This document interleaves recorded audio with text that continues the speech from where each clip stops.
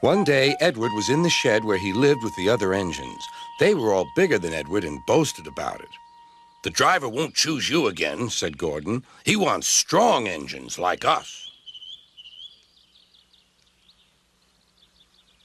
But the driver and fireman felt sorry for Edward.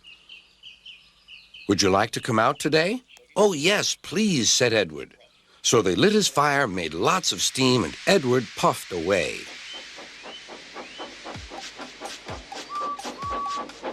The other engines were very cross at being left behind.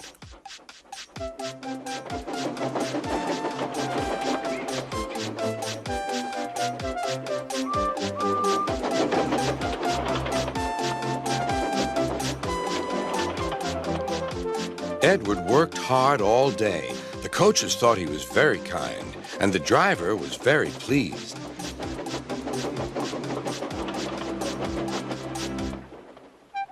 "I'm going out again tomorrow," Edward told the other engines that night.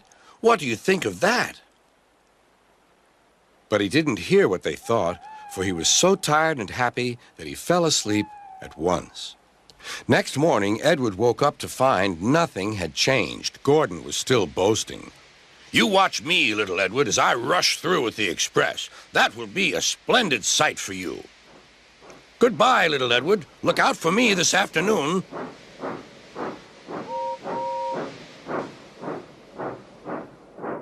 Edward went off to do some shunting. He liked shunting. It was fun playing with freight cars. He would come up quietly and give them a push. Then he would stop, and the silly freight cars would go bump into each other. "Oh!" they cried. "Whatever is happening?"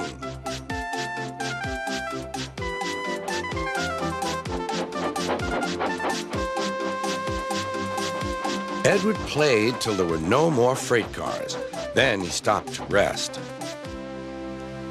Presently, he heard a whistle. Gordon was cross. Instead of nice shining coaches, he was pulling a dirty freight train. "A freight train, a freight train, a freight train," he grumbled. "The shame of it, the shame of it, oh, the shame of it." Edward laughed and went to find some more freight cars. Then there was trouble.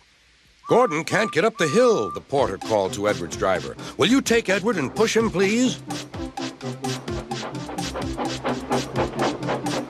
They found Gordon halfway up and very cross. His driver and fireman were talking to him severely. "You're not trying." "I can't do it," said Gordon. "The noisy freight cars hold an engine back so." Edward's driver came up. "We've come to push." "No use at all," said Gordon. "You wait and see," replied Edward's driver. They brought the train back to the bottom of the hill.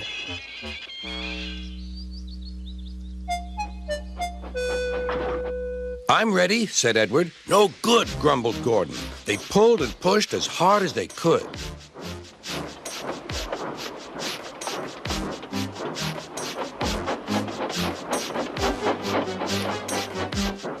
"I can't do it! I can't do it! I can't do it!" puffed Gordon. "I will do it! I will do it! I will do it!" puffed Edward. Edward pushed and puffed and puffed and pushed as hard as ever he could. And almost before he realized it, Gordon found himself at the top of the hill. "I've done it! I've done it! I've done it!" he said proudly. He forgot all about kind Edward and didn't say thank you. Edward was left out of breath and far behind, but he was happy because he had been so helpful. At the next station, he found that the driver and fireman were very pleased with him. The fireman gave him a nice long drink, and the driver said, "I'll get out my paint tomorrow and give you a beautiful coat of blue with red stripes. Then you'll be the smartest engine in the shed."